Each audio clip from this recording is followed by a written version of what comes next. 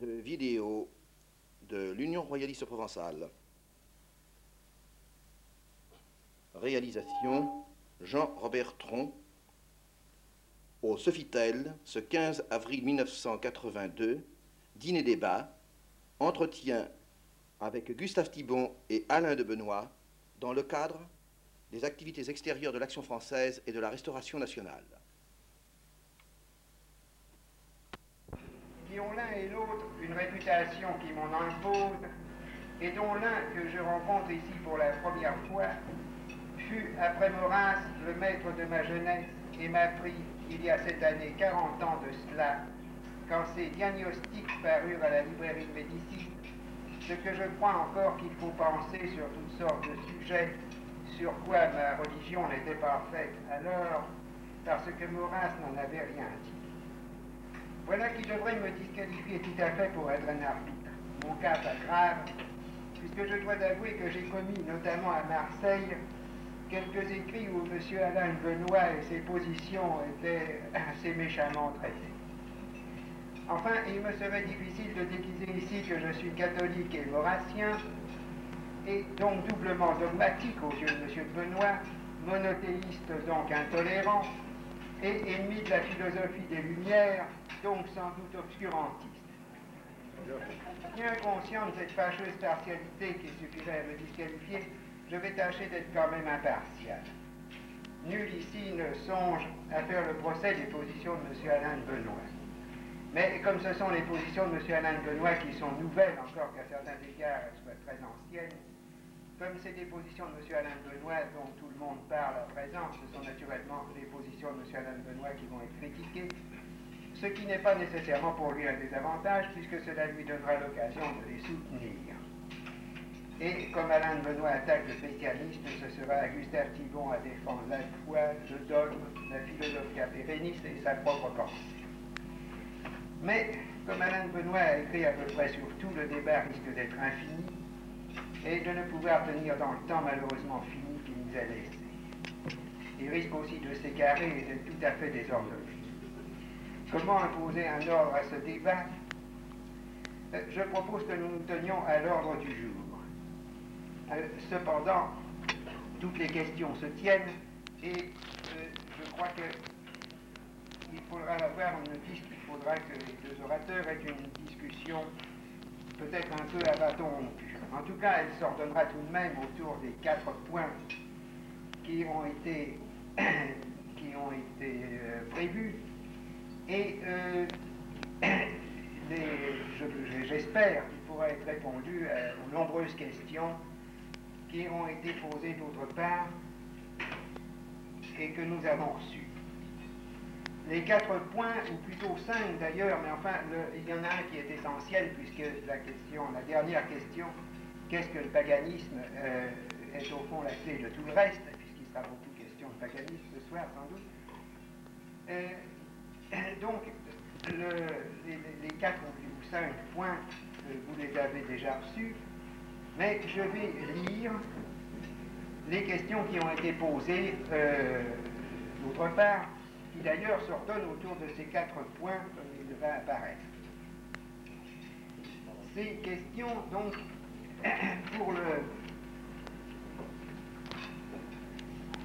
pour le premier point, c'est-à-dire la question sur la culture, nous avons reçu les questions suivantes.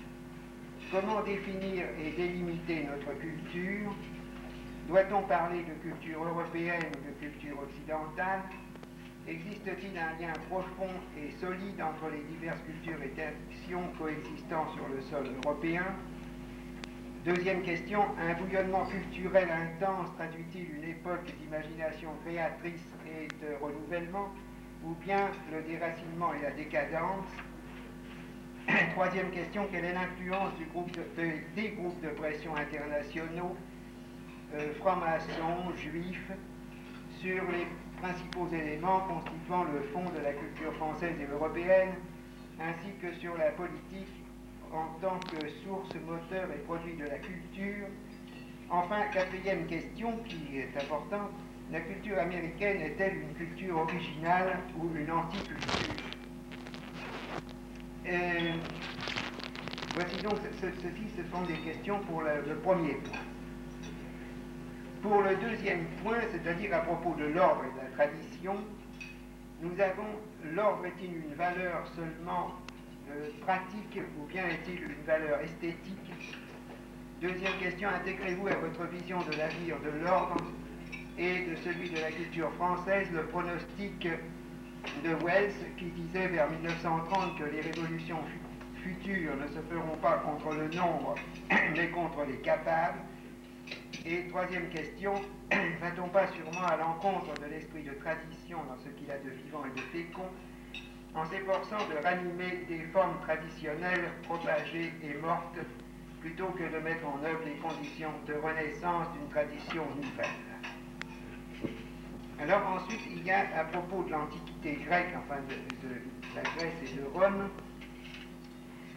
pensez-vous que l'héritage de la Grèce antique soit compatible avec le christianisme? Deuxièmement, doit-on choisir entre Athènes et Jérusalem? Et pourquoi le faire maintenant plutôt qu'à un autre moment de notre histoire? Que reste-t-il d'Athènes? Troisième question, que pensez-vous de l'influence de la culture grecque de Maurras et Simone Weil sur l'orientation de leurs pensées philosophiques et politiques dans leurs différences mêmes? Cette question, il est précisé qu'elle s'adresse à Gustave Thibon. Et une cinquième question qui s'adresse à Alain Benoît, comment vous situez-vous par rapport à eux? Je pense que ça veut dire par rapport à Maurras et Simone Weil. Bon, alors il y a maintenant une série, le quatrième point qui était à propos de la religion et du paganisme. La religion est-elle principalement porteuse ou destructrice de tradition? Ensuite, une série de questions qui sont toutes sur le paganisme. Alors à ce propos, je rappelle qu'il y aura lieu donc définir d'abord le paganisme. La première est quelle est la signification de la fête du solstice? Il s'agit du solstice d'été qui est d'ailleurs devenu dans le christianisme la fête de Saint-Jean. Enfin, il y aura sans doute des choses intéressantes à dire sur cette hypothèse. Une deuxième question, le juif, qui contrairement aux chrétiens dit oui à la vie, est-il analogue au païen?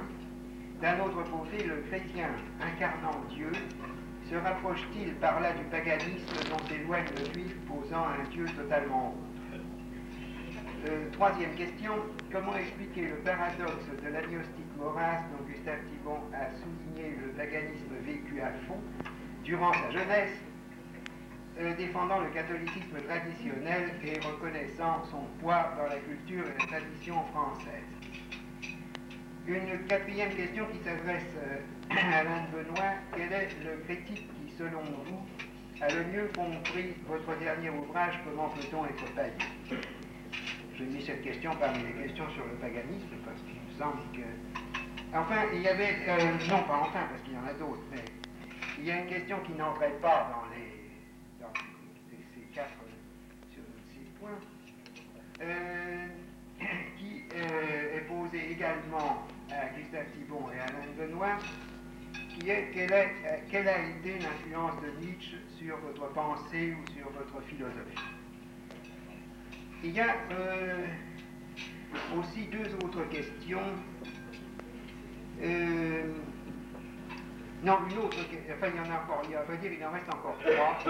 Alors il y en a une qui est un peu longue, que je vais dire, là que nous avons reçue d'ailleurs récemment, qui est, doit-on considérer que c'est par paresse intellectuelle, facilité ou ignorance de leur histoire pré-chrétienne que les peuples européens ont, semble-t-il, définitivement renoncé à mettre en cause une religion, une culture, des habitudes, bref, une vue du monde qui se trouve être, qui ne trouve aucune racine dans leur propre écologie, rapport de l'homme à sa patrie. En d'autres termes, admettre une fois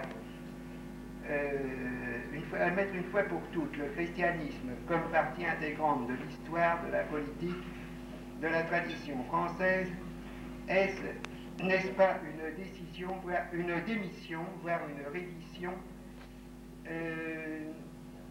similaire à celle de ceux qui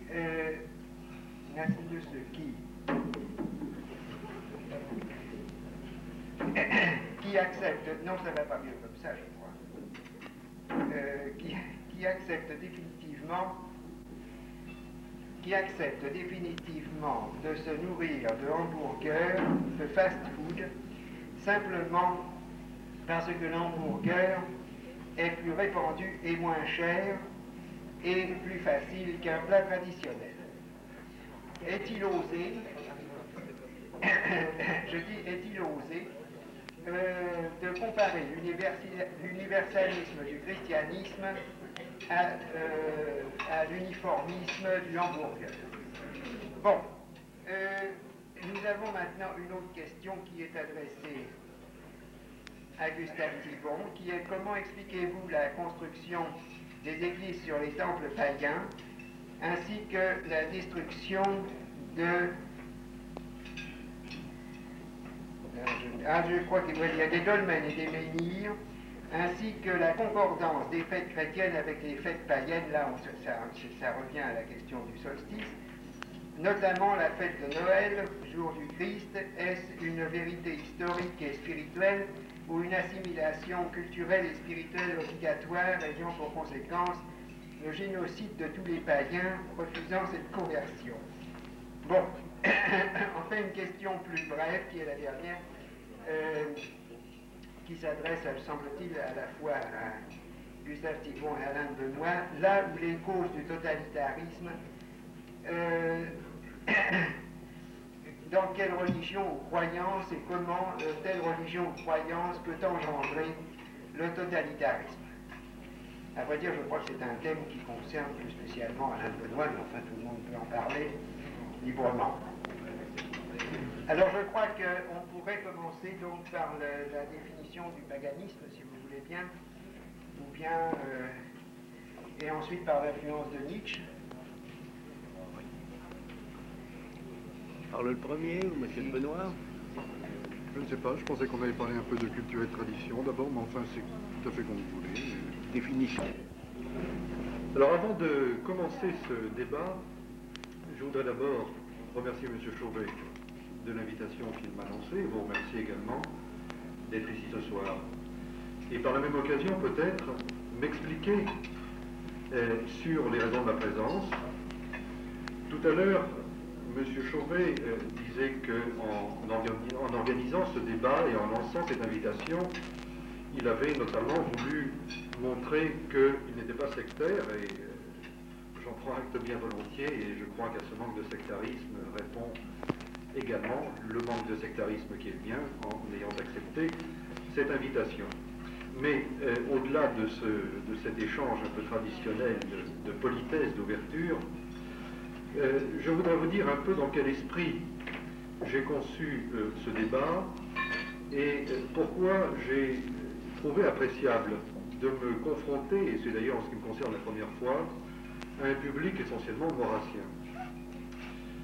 Maurras n'est pas un inconnu dans ma galaxie personnelle, et cela fera bientôt 20 ans, je crois, que j'ai commencé à le fréquenter.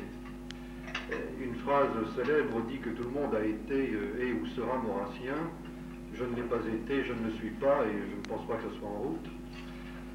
Néanmoins, Maurras m'a beaucoup apporté, et au cours du repas qui a précédé cet échange de vues, j'ai essayé d'expliquer un peu à M. Chauvet ce qui m'avait tenu éloigné de la pensée de Maurras, dans laquelle j'avais par ailleurs puisé tant de choses intéressantes. Il est bien clair pour moi que, venant ici, me confronter et dialoguer avec Gustave Thibon, qui est lui-même maurassien, devant un public maurassien, je suppose que par avance, votre sympathie lui est acquise, plus qu'à ce que j'ai l'intention de dire. Et c'est pourquoi je ne conçois pas du tout ce débat dans un esprit d'affrontement électoral. Je veux dire par là que l'essentiel, à mon sens, n'est pas de savoir qui va l'emporter, parce qu'il y a dans ce genre de joute quelque chose d'un peu dérisoire. Je suis venu à ce débat parce que je souhaite enrichir ma pensée en la confrontant à celle d'un auteur pour qui j'ai beaucoup de respect et qui, lui, a une autre pensée. Je dois dire que, par tempérament, je n'aime pas les polémiques, et par ailleurs, j'ai beaucoup plus de plaisir, en général, à débattre avec ceux qui ne partagent pas mon point de vue qu'avec ceux qui le partagent, parce que lorsqu'on se trouve avec uniquement ceux qui partagent votre point de vue, eh bien, en quelque sorte, on se livre à un monologue. C'est donc d'abord, en rendant hommage à Gustave Thibon, pour tout ce qu'il est et pour tout ce qu'il a écrit, que je voudrais ouvrir ce débat.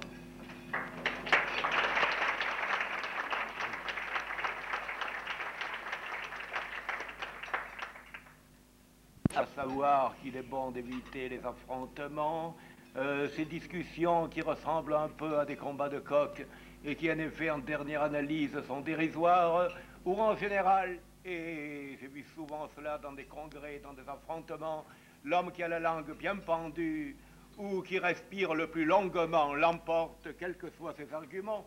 Comme Nietzsche le dit quelque part, il s'agit de deux hommes qui discutent en gravissant une montagne, et celui qui est le plus faible dit à un certain moment « je suis essoufflé, donc je suis réfuté ». Donc, il ne s'agit pas de cela. J'ai lu M. Alain de Benoist, je l'ai lu avec sympathie, je l'ai lu avec respect. Par endroits, je l'ai lu avec admiration, parce que dans tout homme et dans tout chrétien, il y a un côté païen, car l'homme n'est pas simple, tant s'en faut.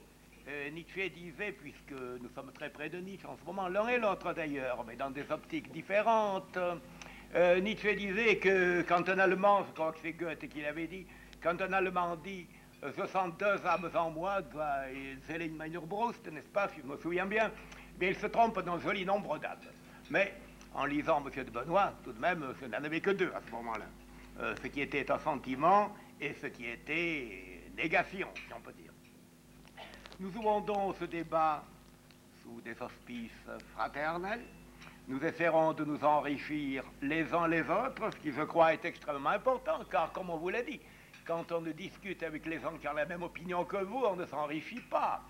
Exactement, les gens qui nous approuvent ne nous apportent pas grand-chose en dernière analyse. C'est pourquoi il serait bon, dans l'ordre privé, de connaître les jugements de nos ennemis. Je crois que c'est Schiller qui disait « Eh bien, mon ami me fait plaisir quand il me parle, mais mon ennemi m'instruit. » Je crois que c'est absolument essentiel. Eh bien, ce débat porte sur quelques points, dont le point central est tout de même le paganisme. Alors, je voudrais dire quelques mots, j'ai pris quelques notes à ce sujet.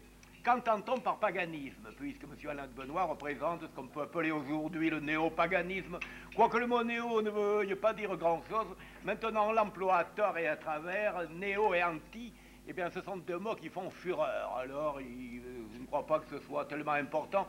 La question n'est pas de savoir si quelque chose est nouveau, la question est de savoir dans quelle mesure c'est vrai, et dans quelle mesure c'est authentique, au sens seulement du mot. Et je te voilà encore au moins traduit. Bien. Eh bien, je crois que je ne voudrais pas trahir la pensée de M. de Benoist. S'il l'a trahi, il le dira lui-même. Eh bien, pour M. de Benoist, le mot paganisme s'oppose au mot judéo-christianisme, et il s'oppose au moins sur trois points essentiels.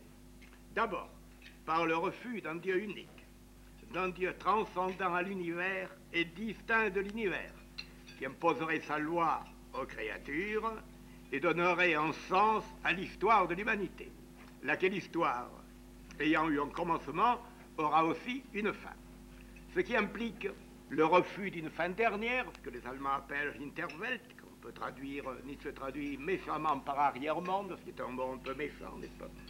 Bon, d'un arrière-monde qui serait paradis, ou vie éternelle, ou bien leur contraire, n'est-ce pas? Et qui serait la suprême sanction et la dernière espérance de l'homme. Donc, paganisme. Et en même temps, ce paganisme implique le pluralisme, c'est-à-dire la croyance en la diversité des êtres, des cultures et des religions qui ont été arbitrairement ramenés à l'unité par le monothéisme. Pluralisme impliquant d'ailleurs la tolérance réciproque et le droit à l'altérité, le droit de l'autre à penser ce qu'il veut, à croire ce qu'il veut. Je dois dire que nous sommes dans une assemblée composée, je crois, en partie de Maurassiens. Maurassien, je dois dire que je ne l'ai pas été, car j'ai été formé, ma formation s'est faite sous l'influence conjuguée de la philosophie scolastique, qui a repris la pensée grecque, comme vous le savez, du moins en partie, je n'ai pas à débattre ce sujet, et l'influence des penseurs allemands. Ce qui fait que j'ai connu Maurras à un âge relativement avancé de ma vie, où ma formation était déjà faite. Ce n'est pas que Maurras n'aurait pas mérité de m'influencer davantage. Le fait, c'est que ça ne s'est pas produit. Mais j'ai trouvé avec lui d'étonnants points de rencontre, à tel point qu'il est devenu mon ami. Et par-dessus le marché, il y avait en lui du paganisme, il ne faut pas l'oublier non plus. Je vois encore Maurras me dire, en plaisantant à demi, je me permets d'imiter son accent, qui était d'ailleurs inimitable, mais enfin, le monothéisme, vous ne préférez pas en rentrant dans votre maison trouver vos petits dieux là, ou en sortant trouver des dieux et des déesses, ou en voyant une belle fille songer à Vénus, ou un beau temple songer à Apollon, plutôt qu'un dieu unique, cette centralisation, n'est-ce pas? Alors vous voyez déjà, c'était assez significatif. Il y a une question qui a été posée, je pourrais répondre immédiatement sur comment Maurras pouvait-il être païen et en même temps un tel admirateur de l'Église catholique. Eh bien, tout simplement, dans l'Église catholique, ce qu'il admirait avant tout, c'était l'assimilation qu'elle avait faite de la pensée grecque et l'ordre qu'elle avait hérité de l'Empire romain, avant tout, ce qui n'impliquait aucune foi en l'Évangile. C'est en fait, c'est comme ça, il ne faut pas le cacher. Et maintenant, quel a été l'état d'âme de Maurras dans sa conversion infinem, je n'en sais rigoureusement rien, je crois profondément à sa sincérité. Mais enfin, je parle du Maurras historique et non pas du Maurras qui se trouve aujourd'hui dans notre monde. Voilà. Eh bien, je crois que le paganisme implique également, selon de M. de Benoît, la diversité des êtres, des cultures et des religions qui a été, je vous l'ai dit, arbitrairement ramenée à l'unité par le monothéisme. Bon. Et d'ailleurs, le pluralisme implique la tolérance. Il ressort de cela que l'homme est seul créateur des valeurs qui régissent sa destinée, n'est-ce pas? Et chacun, eh bien, doit créer ses valeurs suivant son être propre, ses propres capacités, ses propres vœux, la suprême valeur étant le dépassement de soi par l'exercice de la volonté de puissance et sur l'être intérieur d'abord, il ne faut pas l'oublier, et sur le monde extérieur ensuite. Ceci est un résumé très bref, et tout résumé trahit un peu, mais j'espère n'avoir pas trop trahi. Je demande à M. Alain de Benoît de préciser s'il le désire. Bien. Qu'est-ce que le paganisme? C'est une question aussi rude à traiter que qu'est-ce que le christianisme, lorsque l'on doit, dans une conversation, nécessairement schématiser ses idées. Je vais d'abord dire qu'est-ce que c'est le paganisme pour moi, car les pensées sont à mon avis indissociables du lieu où elles s'énoncent et de la personne qui les énonce. Auparavant, je voudrais très brièvement revenir sur ce que disait tout à l'heure M. Christian Pérou, sabotage. Un mot sur ce que disait tout à l'heure M. Christian Pérou, qui évoquait son hostilité à la philosophie des Lumières en disant que de ce fait, il passerait sans doute à mes yeux pour un obscurantiste. Je voulais au moins sur ce point le rassurer en lui disant que je suis, tout autant que lui, je le pense et le souhaite, un adversaire résolu et déterminé de la philosophie, dite bien à tort à mon sens, des Lumières. Qu'est-ce que c'est que le paganisme? Le paganisme pour moi c'est, je pourrais d'abord peut-être commencer par dire ce que ce n'est pas. Ce n'est pas une sorte d'amour esthétique d'un passé pour lequel j'ai par ailleurs beaucoup de considération. Ce n'est pas le désir de créer une nouvelle religion. Gustave Thibon évoquait le nom d'Apollon et de Vénus, et on aurait pu aligner bien d'autres noms. J'ai le plus grand respect pour Apollon et pour Vénus, et surtout pour ce qu'il représente. Mais il n'est pas du tout dans mes intentions de me transformer en druide qui, en chemise de nuit, au solstice de juin, irait couper le gui ou les champignons dans la forêt de Fontainebleau. Je n'ai pas l'intention de créer une secte, ni de ressusciter des religions qui sont mortes. Mais l'histoire des religions, telle que nous pouvons l'appréhender aujourd'hui, nous a appris à voir derrière les dieux les valeurs dont ils étaient les représentations et les symboles. Et si, je le crois, les dieux peuvent mourir, les valeurs, elles, ne meurent pas. Elles restent vivantes aussi longtemps que les peuples qui les ont engendrées et peuvent les transporter, les faire revivre, les faire renaître, eux sont toujours vivants. Et en ce sens, je crois que les valeurs qui étaient celles du paganisme antique ont une histoire et que cette histoire est susceptible de se prolonger jusqu'à aujourd'hui et jusqu'à demain. Le paganisme, c'est d'abord une réappropriation de la mémoire sur la plus longue durée. Maurras disait que l'homme est d'abord un héritier, il avait mille fois raison. Nous naissons d'abord en tant qu'héritiers. Nous sommes les héritiers d'une tradition, d'une culture, d'une histoire considérable, contradictoire d'ailleurs. Et c'est une question que nous évoquerons peut-être tout à l'heure. Les héritages peuvent aussi être regardés de façon critique. N'oublions pas par exemple qu'en Union soviétique, l'héritage immédiat aujourd'hui c'est le communisme. Lorsque on veut se réapproprier sa mémoire, c'est-à-dire lorsque l'on veut sortir de ce perpétuel présent dans lequel la société contemporaine tend de plus en plus à nous enfermer, en érodant la mémoire, en corrodant tout ce qui peut nous rattacher à l'enchaînement des générations, à l'enchaînement du temps, à l'enchaînement des lignées, eh bien on est tout naturellement amené à porter le regard, et le regard de l'esprit, c'est celui du cœur, vers ce qui est à l'origine. Heidegger disait que si quelque chose est grand, alors c'est à son début que se trouve la plus haute grandeur.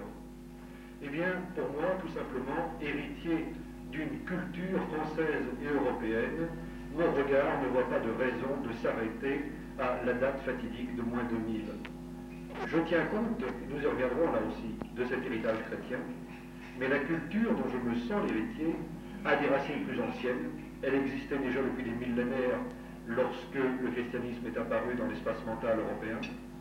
Et je ne peux pas m'empêcher de vouloir me rattacher aux valeurs qui ont été celles de cette culture européenne à ses débuts, dont je me sens l'héritier. Ceci, c'est le premier point. C'est une question en quelque sorte de principe et de démarche quasi méthodologique, si vous voulez.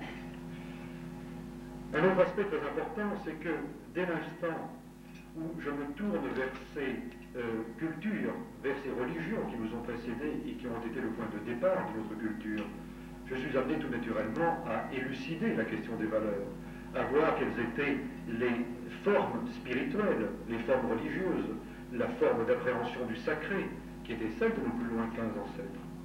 Et dès lors, je vois bien que le christianisme ait été un composé historique de paganisme et de ses origines plus lointaines, proche-orientales, disons, pour faire bref, nous pouvons voir le christianisme en dehors, le christianisme primitif par exemple, en dehors de son acclimatation dans l'espace européen, de même que nous pouvons voir la culture antique en dehors du christianisme, c'est-à-dire antérieurement à son arrivée.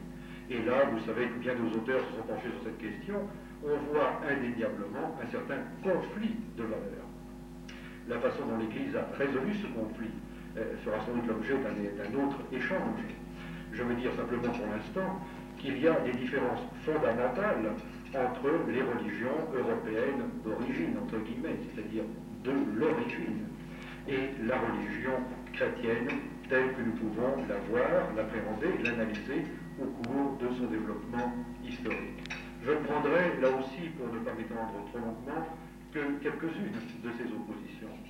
Contrairement à une idée peut-être répandue et qui transparaissait dans le bref compte-rendu que donnait de mon livre Gustave Thibon, je ne pense pas que la question essentielle soit la question du nombre des dieux. Bien sûr, entre le polythéisme, pour lequel chaque peuple a ses dieux et qui est porté tout spontanément à poser l'homme d'abord comme être social et ensuite seulement comme être moral, pour qui il y a un lien nécessaire, obligé, entre le sens civique et la foi, la conviction religieuse, il y a là une très grande différence avec une religion qui pose d'emblée un Dieu unique et comme tel susceptible d'entraîner un certain nombre de réductions à l'homogène et précisément à l'unique. Néanmoins, si on regarde par exemple le stoïcisme, on s'aperçoit que les stoïciens n'avaient pas disqualifié la croyance en un Dieu unique, en un être transcendant l'univers et qui le résumait et qui l'animait. Je crois que la différence essentielle, c'est le problème du dualisme. Qu'est-ce qui est l'un des éléments constitutifs de la théologie chrétienne? C'est l'affirmation en tant que postulat de ce que les théologiens appellent la distinction de l'être créé et de l'être incréé, c'est-à-dire, en d'autres termes plus simples, que Dieu ne se confond pas avec le monde. Le monde n'est pas une émanation de Dieu, le monde n'est pas lié intrinsèquement à Dieu. Dieu a créé le monde, il l'a créé à partir de rien. Dieu est un être parfait et l'apparition du monde n'a rien ajouté à sa perfection, ce qui revient à dire que sans le monde, Dieu aurait la même perfection. Je crois que ce qui caractérise le mieux, l'une des choses qui caractérise le mieux, la perception que les anciens se faisaient de la divinité, c'est que celle-ci était de quelque manière indissociable du monde. Elle était non pas en ce monde, mais elle était une dimension du monde. Il était impensable pour eux d'imaginer Dieu existante indépendamment du monde. Je crois que c'est là une différence très grande. Très grande. Les Winterwelt dont parlait Gustave Thibon, les arrière-mondes évoqués par Nietzsche, c'est précisément cela. C'est le renvoi au dualisme originel de l'idée que nous vivons dans un monde qui, comme le dit Platon dans le mythe de la caverne, n'est finalement qu'une apparence, qu'une représentation secondaire par rapport à un monde, à un empyré de perfection pure. Et je crois que l'affirmation du paganisme, c'est l'affirmation que la transcendance, la théologie, la spiritualité, la recherche du sacré sont inséparables de ce monde, non pas dans une localisation, mais en tant qu'ils impliquent une représentation, une dimension à laquelle l'homme peut atteindre effectivement lorsqu'il se dépasse. Et ce courant de paganisme, pour moi, n'est pas du tout quelque chose de localisé dans une antiquité lointaine. Il faudrait déjà d'ailleurs parler de ce que peut être le passé lorsque l'on ne se situe pas dans une perspective linéaire de représentation du temps. Mais indépendamment de cela, on voit très bien cette conception de la spiritualité qui était celle du paganisme européen se manifester soit en dehors, soit en marge, soit même à l'intérieur du christianisme au cours de son histoire. Je pense en particulier à des hommes comme Scott Erigène, comme Nicolas de Cuse, comme Mystique Renan, comme Maître Eckhart. Ce que dit Maître Eckhart sur l'étincelle dans l'âme, c'est-à-dire la façon dont l'homme participe du divin dès l'instant où il parvient à se dépasser, et qui en philosophie aboutirait peut-être non pas à Nietzsche dont on évoquait le nom tout à l'heure, mais à Heidegger, me paraît tout à fait dans le prolongement de cette spiritualité païenne. Eh bien, je crois, au sujet du dualisme, je ne crois pas vraiment qu'il y ait dualisme entre Dieu et le monde. Dualisme peut-être dans ce sens que Dieu est distinct du monde, mais non pas séparé. Bossuet disait que Dieu n'en est ni plus grand ni plus heureux pour avoir créé l'univers, et que tout existait en lui à l'état d'essence et à l'état de perfection avant de passer à l'existence. Pourquoi Dieu a-t-il créé le monde? C'est un problème, je crois, qui ne concerne que Dieu. Mais ce que je vous accorderai volontiers au sujet du monothéisme, précisément, eh bien, c'est qu'il comporte un danger de tomber dans ce travers que Platon appelait « faire l'un trop vite ». L'un avec un grand U, évidemment. Alors, très souvent, l'homme, eh bien, à partir du monothéisme, construit l'un très vite, ce qui amène incontestablement des limitations, à la limite du sectarisme.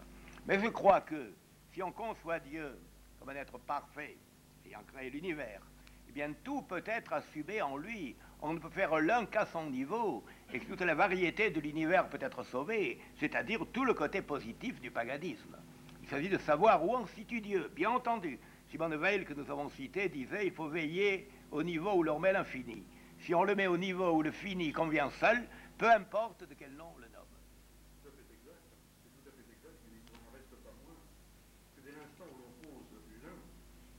À son niveau. Et nous pourrions parler ici du problème de l'égalité, par exemple.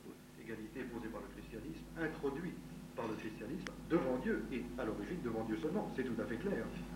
Il n'empêche que lorsque l'on pose un certain nombre de thématiques nouvelles, on s'expose par cette généalogie des idées que les historiens des idées connaissent bien et retracent bien, on s'expose à ce que la dimension change, et ce que l'infini soit déplacé de lieu. Je crois que beaucoup d'idéologies modernes peuvent s'interpréter comme des transpositions profanes du christianisme. Transpositions profanes qui parfois s'inscrivent à l'intérieur d'une critique du christianisme, mais qui n'en auraient pas moins été possibles historiquement sans le christianisme. Je voudrais aussi peut-être revenir un peu en arrière, parce que je trouve à la réflexion que nous avons démarré peut-être de façon un peu abrupte sur cette question du paganisme, du christianisme. c'est certainement quelque chose qui répondait à l'attente de beaucoup d'entre vous. Mais ces choses-là ne sont pas tout à fait compréhensibles si on ne situe pas d'abord le cadre général des choses. La première question qui avait été évoquée, si j'ai bien compris, dans le questionnaire qui vous avait été transmis, était celle de la culture et de la tradition. La culture est pour moi un concept tout à fait clé. Il faudrait déjà, là aussi, Gustave Thibon me corrigera peut-être, s'entendre sur la définition qu'on peut donner de la culture. Je me méfie personnellement beaucoup de tous ces termes qui ont tant servi et auxquels on donne des initiales, parfois faute de mieux. Qu'entend-on exactement par culture? Est-ce que nous voulons dire, comme on le dit dans le langage courant, que quelqu'un est cultivé? Est-ce que nous voulons employer le terme de culture dans un sens beaucoup plus large, comme l'emploie par exemple l'ethnologie moderne? Est-ce que nous voulons opposer culture et politique? Est-ce que nous voulons opposer, comme le faisait Spengler, culture et civilisation? Est-ce que nous voulons opposer, comme le fait Lévi-Strauss, culture et nature? Vous voyez bien que ce sont là des couples de termes qui impliquent des définitions tout à fait différentes. Pour moi, l'homme est d'abord un être de culture. C'est-à-dire que, comme je me souviens d'un entretien que j'avais eu il y a quelques années avec l'éthologiste Konrad Lorenz, et qui me disait, si vous dites que l'homme est un animal, vous avez raison, mais si vous dites que l'homme n'est qu'un animal, vous avez tort. Eh bien, qu'est-ce qui fait que l'homme n'est pas qu'un animal? Qu'est-ce qui fait sa spécificité par rapport aux autres animaux? C'est précisément son indétermination. On pourrait presque dire qu'il est biologiquement déterminé à être indéterminé. C'est-à-dire que l'homme est toujours confronté à la nécessité d'un choix. Il n'est pas agi par son espèce. Il n'est pas programmé en quelque sorte dans ses actes les plus élémentaires jusqu'à ses pensées les plus hautes. Il doit toujours faire intervenir des choix, et pour ces choix, il est tenu de faire intervenir des valeurs qui vont déterminer, guider ces choix. C'est parce que l'homme n'est pas déterminé par avance qu'il est tenu de se construire dans la vie durant par le moyen de l'éducation, se construire au sein d'une société par le moyen des institutions, se construire par la création de ces grands phénomènes historiques de société que sont les cultures et les civilisations. L'homme n'existe pas en dehors des cultures par lesquelles il se construit, en dehors de l'histoire qu'il crée et par laquelle il se crée lui-même, ou si vous préférez, il continue de se créer.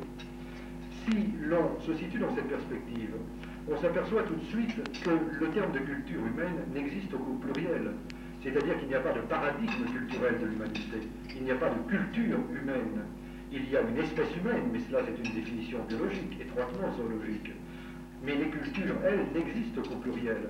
C'est à l'intérieur des cultures dont les hommes sont les héritiers que les hommes peuvent se représenter les valeurs, se représenter le monde, et là aussi je crois que le monde est indissociable dans sa réalité de la perception que l'on en a.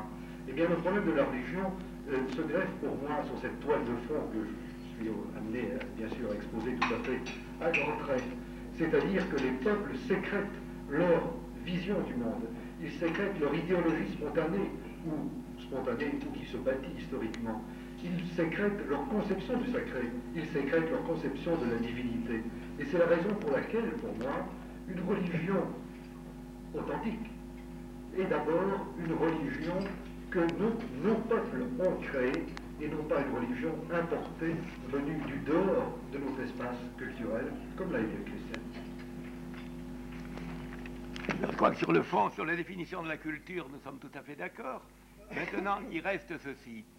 Cette faculté que l'homme a précisément de créer les éléments de la culture, d'une certaine manière de recréer l'univers à son image. À la limite, on pourrait dire cela.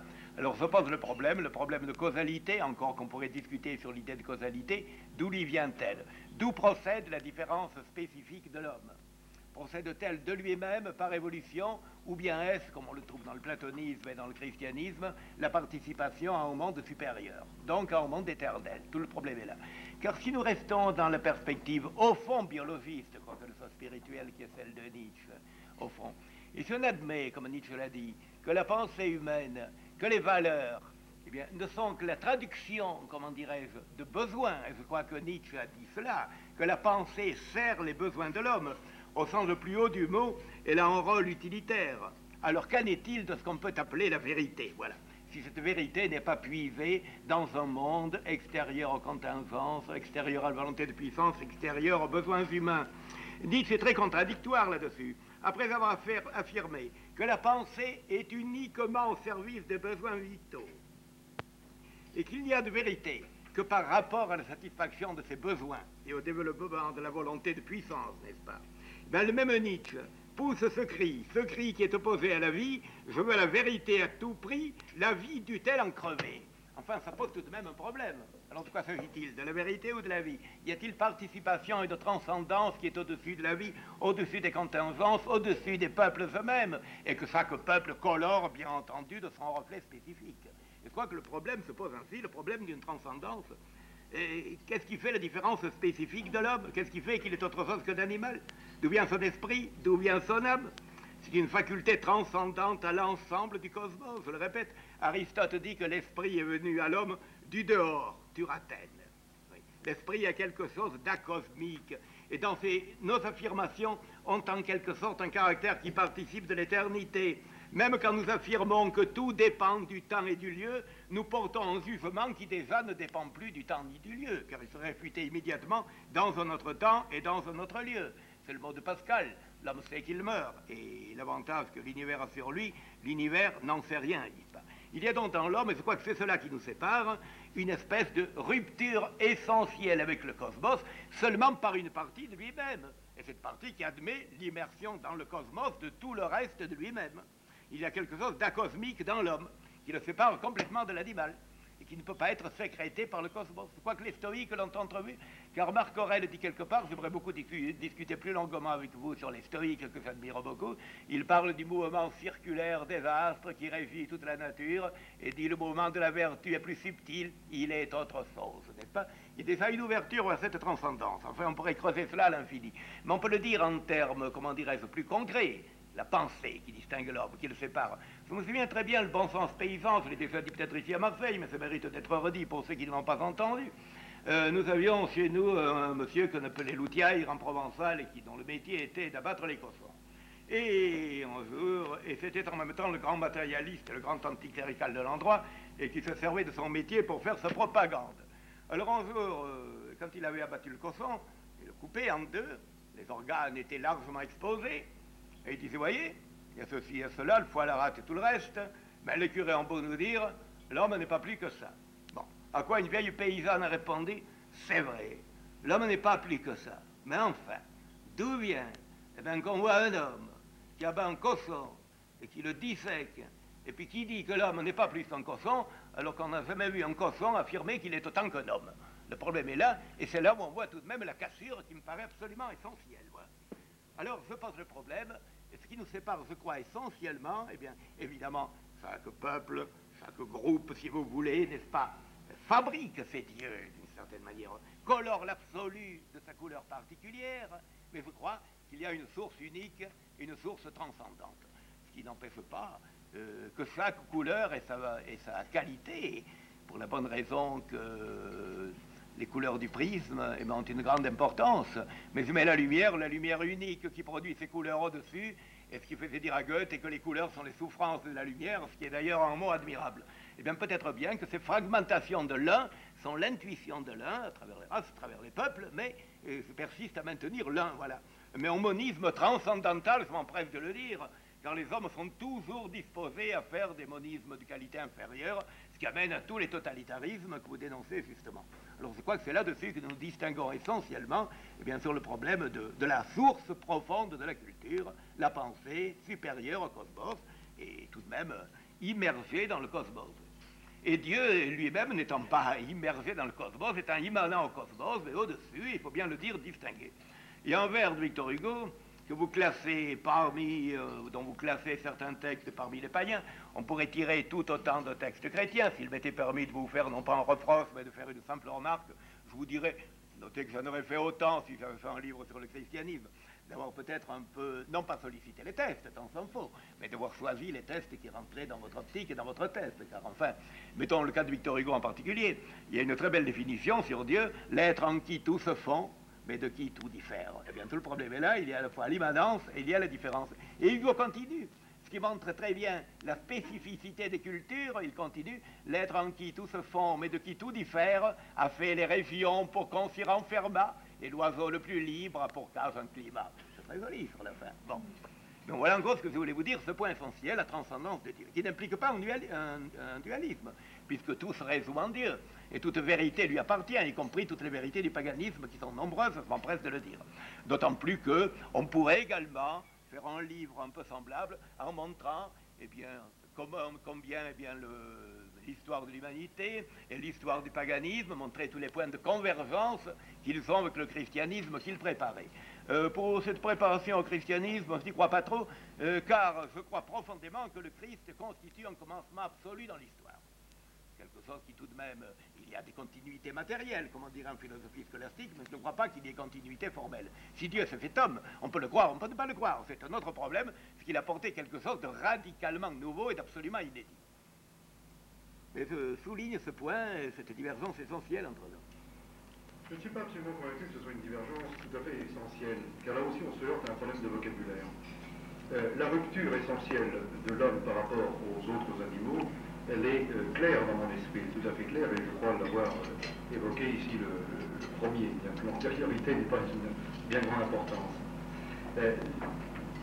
Gustave Thibon a évoqué Nietzsche. Je voudrais dissiper peut-être, et là aussi répondre à une question, certains malentendus.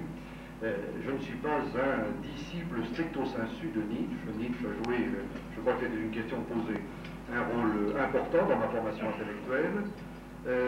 Si je devais me situer philosophiquement, je dis cela peut-être pour apporter une précision, je serais plus du côté de Heidegger que de Nietzsche. Et Gustave Thibon sait bien à quel point Heidegger a fait lui-même son profit de la pensée de Nietzsche. Mais c'est en même temps opposé profondément à certaines de ses vues, puisque Nietzsche, en quelque sorte, croyait qu'il mettait fin à un cycle philosophique ouvert par Platon, alors que Nietzsche dit pas du tout. Nietzsche, au contraire, prend place dans ce cycle. Il le clôt, mais il prend place dans ce cycle, car il reste dans le système des valeurs, et à la place de l'animal rationnel dont parlait Platon, il se contente de mettre un animal doté de volonté de puissance. Mais c'est une critique très forte de Heidegger contre Nietzsche, et personnellement, je suis très proche du... Celle de Clague, c'est également très forte, très forte. Très proche du... Ceci dit, pour bien placer les choses. Lorsque vous dites l'homme, il y a une rupture fondamentale vis-à-vis du cosmos et donc de la vie, je crois que ce sont là deux phénomènes différents, car le cosmos ne s'identifie pas à la vie, tandis que la vie ne résume en quelque sorte le cosmos. La rupture fondamentale, elle est à l'intérieur de la chaîne des vivants, avec l'homme, c'est incontestable, je crois que nous sommes tout à fait d'accord là-dessus. Rupture vis-à-vis du cosmos, là je n'en suis pas sûr du tout. Je ne vois pas cette rupture, parce que précisément, il y a dans le cosmos des propriétés émergentes, il y a des niveaux et des dimensions différentes, et c'est tout à fait compatible avec une rupture de cette sorte-là. Lorsque vous dites d'où vient la transcendance, d'où vient que l'homme s'interroge quand il dissèque le cochon, avec cette formule très imagée que j'ai beaucoup appréciée, eh bien, ça, c'est précisément la question ultime. Mais lorsque vous dites c'est le Dieu des chrétiens qui est la cause dernière, pour parler comme saint Thomas, finalement, vous ne faites que repousser le problème. Vous pourriez tout aussi bien dire c'est parce que le monde est comme cela, parce que c'est le cosmos. Je n'ai d'ailleurs pas dit à aucun moment que je ne croyais pas en Dieu, mais tout dépend de ce que l'on entend par cette notion. Je n'ai pas voulu dire que ce soit donc, je n'ai pas dit donc c'est le Dieu des chrétiens. Disons un être supérieur, une conscience supérieure, un être transcendant au cosmos. Le Dieu des chrétiens est objet de foi, il n'est pas objet de démonstration. Tout ce qu'on peut démontrer, non pas démontrer, tout ce qu'on peut montrer, ce sont des convenances qui n'excluent pas.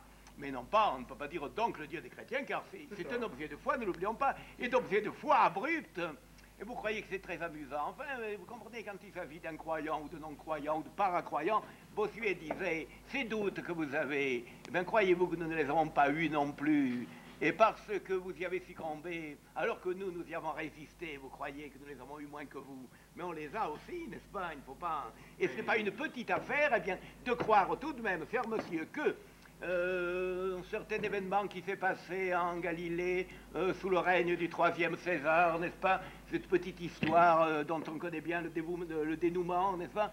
Eh bien, croire que le héros de cette histoire, on le croit facilement maintenant, et qu'il y a évidemment toute une tradition, toute une pesanteur sociologique qui nous fait croire cela depuis 20 siècles, mais transportons-nous 20 siècles en arrière, eh bien croire que ce personnage est le créateur de tous les mondes et le rédacteur, eh bien c'est pas facile à avaler, n'est-ce pas? Oui, tout de même. Enfin, il y a que de fois réel quand on sort du conformisme, du conformisme de tous les jours. On nous a dit ça tout le temps. Marie-Noël, qui fut une grande croyante, me disait personnellement, elle me disait, j'aurais vécu à l'époque du Christ, j'aurais été du côté des pharisiens. Évidemment, il y avait un gros morceau à avaler. Et quand on réfléchit, il faut encore faire beaucoup pour l'avaler. Tertullien le disait, c'est impossible, donc c'est vrai. Et ce n'est pas idiot de dire cela pour la bonne raison qu'il y a dans l'homme une soif inextinguible de l'impossible. Et parmi les diverses conceptions de l'impossible, je crois que c'est la plus profonde malgré son absurdité apparente, son absurdité sur le plan humain. Oui. C'est à cause de cela précisément. Et comme disait Simone de Veil, au fond, quand ses élèves, quand elle leur montrait ce qu'était le Moyen-Âge, dans son côté positif, bien entendu, ce qu'était la chrétienté. Je le répète, le Moyen-Âge n'était pas sans horreur. Maintenant, on est en train de faire l'apologie du Moyen-Âge après l'avoir voué au pire des abominations, n'est-ce pas? Mais enfin, elle a montré le côté positif, les cathédrales, la liturgie, la chevalerie, l'amour courtois, bon, que sais-je encore.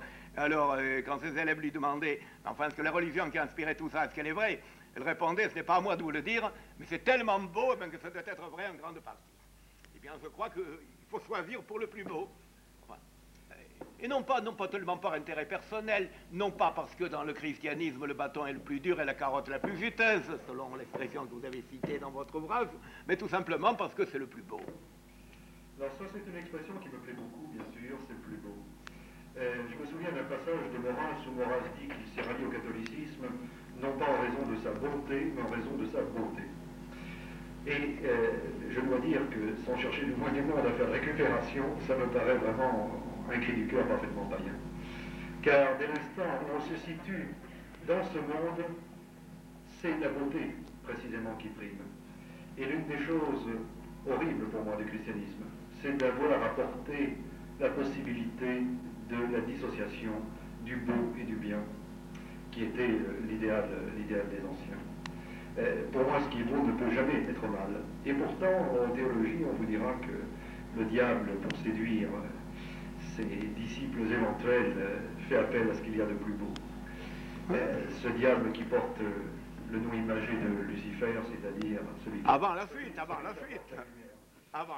Maintenant, il a dû perdre la lumière. Mais la distinction, donc je crois que les transcendantaux doivent être unis. Ce qui est beau en tant que beau doit être bon en tant que bon, et vrai également. Seulement, malheureusement, ici-bas, ils sont un peu différents. Le beau est toujours rapporté à ce qui le concrétise et le représente. Et l'une des choses qui me heurte certainement le plus lorsque je peux lire la Bible, c'est précisément l'interdiction de la représentation, l'interdiction de la figuration de la pierre taillée, qui a survécu, comme vous le savez, dans le judaïsme, mais qui était également présente, rappelons-le-nous, dans le christianisme antique. Les premiers pères de l'Église disent que c'est un blasphème épouvantable que de vouloir représenter Jésus. De même qu'ils disent d'ailleurs que c'est un blasphème épouvantable que de vouloir savoir quand est-ce qu'il est né. Ça pour répondre à une question sur Noël dans la célébration de l'Ordre de Noël en 354. Ça fait partie tout de même des scories historiques du christianisme. Ça n'a pas une très grande importance.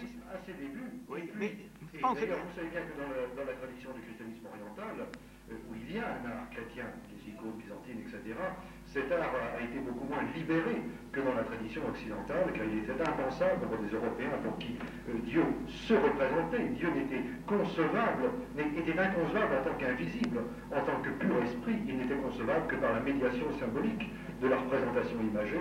Eh bien, cet interdit n'était pas possible. Et cela, ça fait partie justement de ce composé de tradition biblique et d'esprit païen qui était celui... Écoutez, pour ce qui est de la tradition biblique, je vais peut-être choquer quelques personnes, mais j'avouerai bien franchement, quand je me sens en veine de sincérité, que je n'ai qu'un goût très modéré pour l'Ancien Testament. Bon, alors c'est des empreintes d'acquis. Il me manque peut-être une case. En cela, je suis comme Simon de Veil, qui avait pour deux catégories d'êtres, enfin de doctrine, l'Ancien Testament et tout ce qui était l'Empire romain. Il avait une sorte de phobie congénitale, n'est-ce pas? Moi, je ne l'ai pas pour les Romains, je ne l'ai pas pour les Juifs du tout. Quand nous discutions ensemble, c'était elle l'antisémite et c'était moi qui défendais les Juifs. Bon, enfin, ça pose d'autres problèmes. Mais enfin, tout de même, il faut avouer que le culte de la beauté est revenu avec le christianisme. Peut-on concevoir quelque chose de plus pur, eh bien, que l'art du Moyen-Âge en particulier? Il est revenu avec le christianisme. Je dis que le christianisme a été tenu de tenir compte d'une tradition qui était celle de la représentation imagée. Vous comprenez, si nous n'avions rien dans le christianisme, évidemment, on pourrait soutenir ce point de vue-là. Mais nous avons toutes les merveilles de l'art antique, nous avons tous les temples, toutes les statues que les chrétiens ont détruit d'ailleurs beaucoup, hélas, et les colonnades, et ça a été quelque chose de bien dommage, et je sais que vous le désapprouvez, mais cela nous montre ce qu'était le christianisme à sa naissance, dans son état de pureté originelle. Après, il s'est transformé, il a composé. Et d'ailleurs, on voit très bien que lorsque le christianisme s'implante en Europe, il se trouve devant un terrain qui n'est pas un terrain vierge, qui n'est pas un terrain barbare, qui est devant des hommes et des femmes qui ont une représentation du monde, qui ont un certain nombre de valeurs et souvent un certain nombre de croyances. Dans un premier temps, presque partout, le christianisme s'efforce de les déraciner, c'est-à-dire c'est l'attaque frontale. Mais l'attaque frontale ne réussit pas toujours. Et alors, à partir du 4e, 5e siècle, et puis alors ça culmine à partir du 8e, 9e, on voit les textes des papes, notamment aux missionnaires du nord de l'Europe, à Boniface par exemple, qui s'appelait d'ailleurs pas Boniface mais Wilfrid, et on voit les textes dans lesquels il est dit qu'il ne faut plus attaquer frontalement les traditions des païens, mais il faut les récupérer, il faut en détourner le sens, et c'est ainsi qu'effectivement on a construit les églises à l'emplacement des anciens lieux de culte, qu'on a récupéré les anciennes fêtes qui rythmaient les travaux et les jours dans le paganisme, et qu'on leur a donné d'autres dénominations, qu'on a fixé la naissance du Christ au moment du solstice d'hiver, qu'on a fixé Pâques au moment de la fête de la végétation printanière, que la Saint-Jean a pris le relais du solstice de juin, qu'on a vu cette transformation et se composer avec tous ses bons côtés, et c'est bien évident, qui a représenté le christianisme médiéval, vis-à-vis duquel j'ai beaucoup, bien entendu, de respect, mais il ne faut pas oublier qu'elle a été le processus des choses. Prenons un exemple, si vous voulez, le problème de la chevalerie. La chevalerie est un phénomène tout à fait admirable de l'histoire, et je crois que, vraisemblablement, vous en êtes tous convaincus en tant que maurassiens et que royalistes. J'ai beaucoup de respect également pour la chevalerie. Mais lorsque l'on voit de près son histoire, on s'aperçoit que c'est une sorte de composé précisément de ce jeu d'influence. La chevalerie n'est pas sortie toute armée des décisions pontificales quelque part entre le Xe et le XIe siècle de notre ère. La chevalerie est née du confluent de trois grands phénomènes. D'une part, un vieux fond de tradition européenne et même indo-européenne, puisque déjà dès le dès le second millénaire avant notre ère, je veux dire il y a 4000 ans de cela, on connaît dans les sociétés indo-européennes des phénomènes de chevalerie, qui sont les sociétés d'hommes, qui survivent avec les équitesses romains, par exemple, pour ne citer que, et qui était une tradition complètement implantée en Europe. D'autre part, une évolution des techniques de guerre. À la bataille d'Andrinople, je crois, le 3 ou le 4 août 378, l'empereur Valens est tué dans une bataille où son armée romaine est défaite par la cavalerie des Goths. Et à ce moment-là, apparaît la supériorité extraordinaire du cavalier sur le fantassin. Dès lors, les différents empereurs se dotent d'une cavalerie. Ce sont les cataphractaires, par exemple, qui étaient des cavaliers lourds, ou ce qu'on appelait les sagittaires, qui étaient des archers montés à cheval de l'empereur Julien, par exemple, et qui donc petit à petit prennent une place de plus en plus importante. Et cette cavalerie devient petit à petit une caste. Pourquoi? Parce que compte tenu des structures étatiques, ou plutôt peu étatiques de l'époque, le cavalier monté devait payer lui-même son équipement, sa solde, etc. Donc c'était une sorte de privilège, et qu'à l'intérieur des ensembles, des bandes militaires, le cavalier formait un corps tout à fait particulier. Si bien qu'aux alentours de l'an 1000, les chroniques distinguent déjà l'ordre martialis, c'est-à-dire l'ordre militaire en général, et l'ordre equestris, c'est-à-dire l'ordre équestre, d'où allait sortir la chevalerie. Donc, deuxième courant, l'évolution des techniques. Et puis alors, troisième courant, l'évolution de l'attitude de l'Église vis-à-vis du phénomène même de l'acte guerrier, vis-à-vis de l'acte de guerre, n'est-ce pas? Le christianisme primitif a été, il s'en est flatté d'ailleurs, puisqu'il a canonisé des martyrs légendaires qui avaient fait objection de conscience contre les autorités de l'Empire romain, puisque servir dans l'armée romaine, c'était par le fait même servir les dieux païens et faire acte d'allégeance religieux à l'empereur. La théologie de la guerre naît progressivement à l'intérieur du christianisme. En 356, Alexandre Athanase introduit pour la première fois dans la théologie chrétienne ce concept de guerre juste et de guerre injuste, autour duquel va s'articuler la théologie de saint Ambroise d'abord, de saint Augustin ensuite, et puis après de saint Thomas. On voit apparaître cette idée que l'acte de tuer est interdit, mais que dans certains cas, il n'est plus interdit. Et pourquoi il n'est plus interdit? Parce qu'il y a des guerres justes. C'est la maxime de l'époque, esto bellando pacificus, il faut être pacifique en combattant. Et la réunion de ces trois courants va donner naissance à la chevalerie à partir du XIe siècle. On voit très bien dans un phénomène comme celui-là, auquel je crois nous sommes tous attachés, comment ont conflué des traditions tout à fait différentes. On pourrait voir dans l'ordre liturgique, on pourrait voir dans tout ce petit peuple de saints du catholicisme, dans lequel survivent tant de déesses et de dieux, de divinités disparues, comment se composaient ces faits. Alors, évidemment, se composer peut s'interpréter de différentes manières. On peut dire, eh bien, vous voyez bien que le christianisme a su incorporer le meilleur du paganisme. C'est un peu ce que dit, je crois, Gustave Thibon, et c'est ce qu'a dit et répété pendant très longtemps le catholicisme traditionnel, qui souvent ajoutait que sur la fin, le paganisme ancien préparait ou avait l'intuition de la venue du christianisme. Et je me réjouis de voir que Gustave Thibon disait tout à l'heure qu'il ne fallait quand même pas y prêter trop froid, car effectivement les textes ont été fortement sollicités. Mais peu importe. Ce qui est important de voir, c'est qu'il y a eu deux traditions qui, au départ, étaient radicalement différentes, qui peuvent s'étudier indépendamment l'une de l'autre, dans la mesure où nous avons la chance qu'ait existé le christianisme avant de s'implanter en Europe, et plus tard dans son expansion hors d'Europe, et d'autre part l'Europe avant le christianisme, qu'en confrontant ces deux traditions, on voit ce qui les sépare, on voit lorsqu'elles se sont réunies à quel prix s'est fait cette réunion, cette réunification, et l'on voit aujourd'hui, car je crois qu'il ne faut pas faire abstraction du moment où nous parlons, de ce moment où l'Église veut retourner à son fond primitif, veut se rejeter de ce christianisme médiéval, veut faire le choix inverse en quelque sorte des catholiques traditionnels qui, à l'intérieur de l'Église, tendent de plus en plus, il faut bien le dire, et je le regrette d'une certaine manière, à se transformer en ghetto. Maurras, lorsqu'il faisait ce choix, Maurras, le jeune païen Maurras, de la période de 1891, disons jusque vers 1911, le jeune Maurras qui allait en Grèce faire le pèlerinage à l'Acropole et qui écrivait ce livre magnifique, qui devait d'ailleurs s'appeler Promenade païenne, et qui finalement s'est appelé Antinéa dans la première édition apparue, si ma mémoire est bonne, en 1901, dans sa formule originale, puisque vous savez que l'édition de 1922 était expurgée déjà en fonction de son évolution propre, et dans lequel il disait des choses extrêmement critiques vis-à-vis du christianisme. Pourquoi est-ce que Maurras s'est rallié à un catholicisme de raison? Parce que précisément l'Église de son temps, sociologiquement, historiquement, constituait encore un élément d'ordre. Je ne suis pas certain qu'aujourd'hui il ferait la même démarche compte tenu de ce qu'est devenu le christianisme et de ce qu'est devenu l'Église qui l'incarne et qui le représente, non seulement l'Église chrétienne catholique, mais également les Églises protestantes. Ceci pour dire simplement que chacun fait son choix. Lorsqu'on est un chrétien sociologiquement de droite, eh bien, on se fixe sur le christianisme médiéval, sur le Nouveau Testament, et qu'on rejette un peu l'Ancien Testament, c'est ce que disait Gustave Thibon tout à l'heure. Mais aujourd'hui, le christianisme veut faire retour à ses origines bibliques, hébraïques, il veut faire retour à l'Ancien Testament, il lit de préférence, pour prendre une formule, l'évangile de Marc plutôt que l'évangile de Jean, puisque l'évangile de Jean est considéré comme plus droitier, ou plus hellénisant que l'évangile de Marc, dont certains nouveaux prêtres font même des lectures matérialistes. Donc vous voyez, je vois qu'il faut être très prudent dans ce genre d'aventure et d'appréciation. Oui, mais ce que vous appelez en quelque sorte adaptation de l'Église, je l'appellerais plutôt intégration.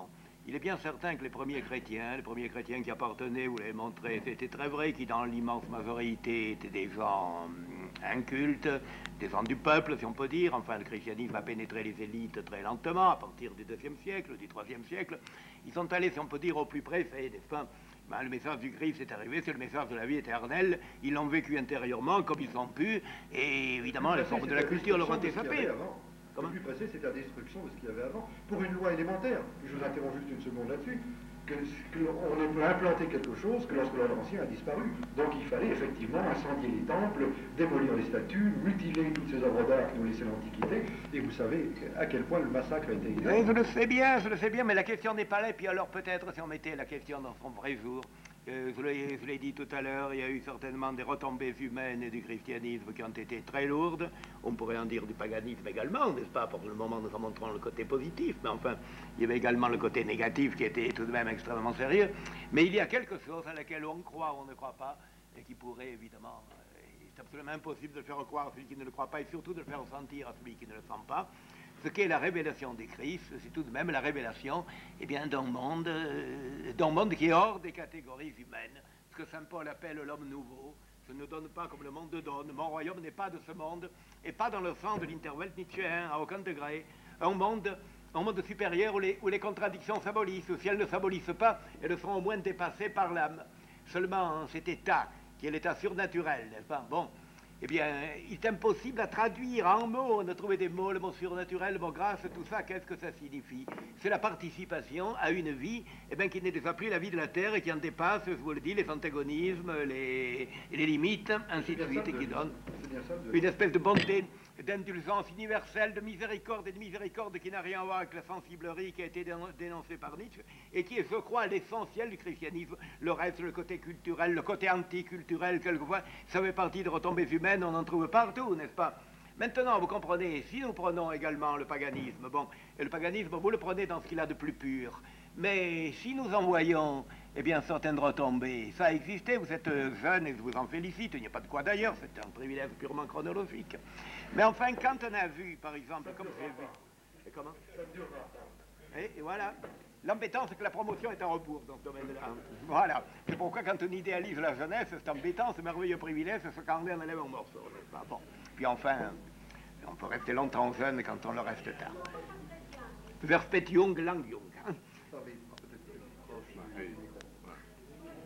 Alors, vous comprenez, alors là, je ne veux pas faire un attaque absolument pas personnel, ni rien. Je parle de notre néopaganisme que j'ai connu, auquel je ne veux vous assimiler à aucun degré, puisque j'ai lu votre article contre le racisme.